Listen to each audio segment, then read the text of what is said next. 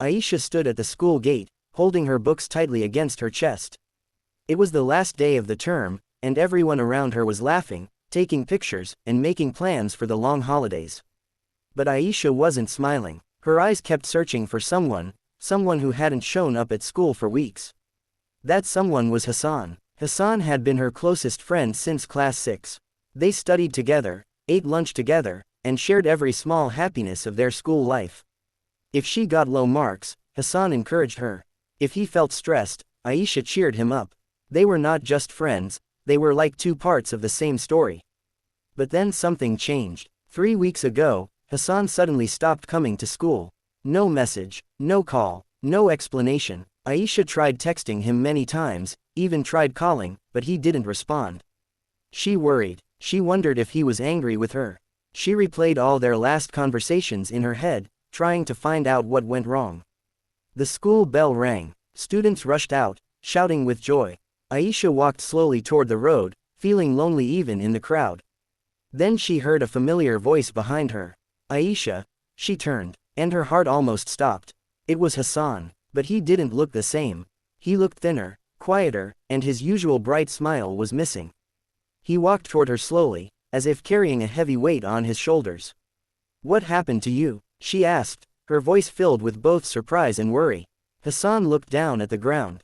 "I'm sorry I disappeared. I didn't know how to face anyone." Aisha stepped closer. "Why, you could have told me. I was so worried." He took a deep breath.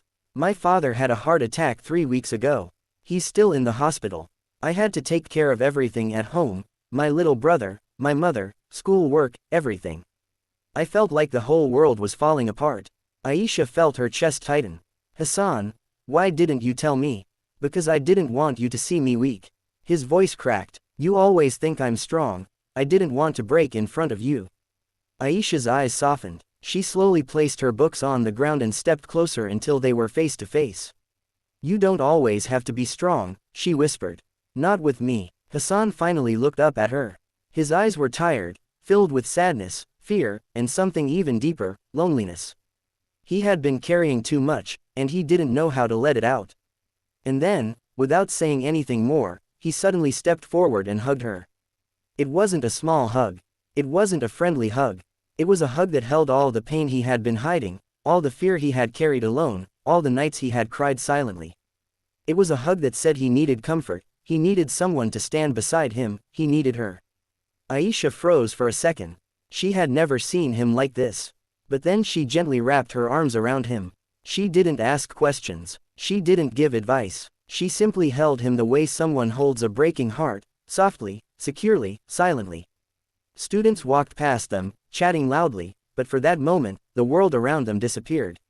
There were no sounds, no people, no school, just two souls standing together, sharing a pain too heavy for words.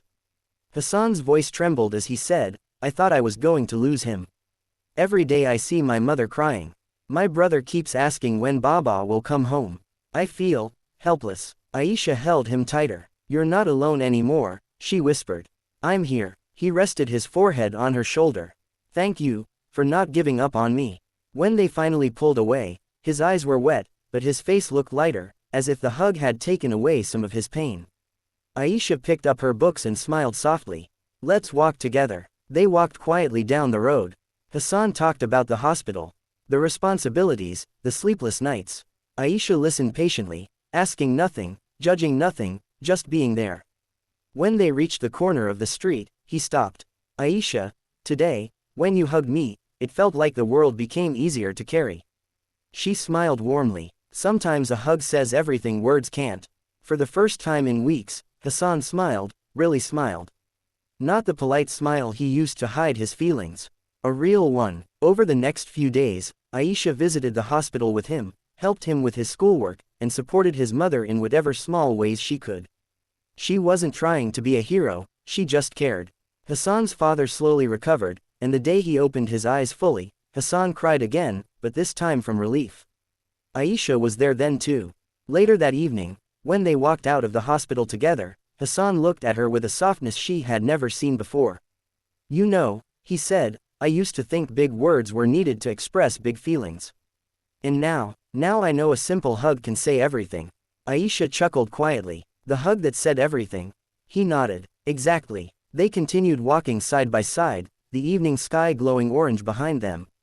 Life would still bring challenges. There would still be difficult days. But now, Hassan didn't feel alone, not anymore. Because sometimes friendship is not about perfect words. Sometimes it's not about long speeches or promises.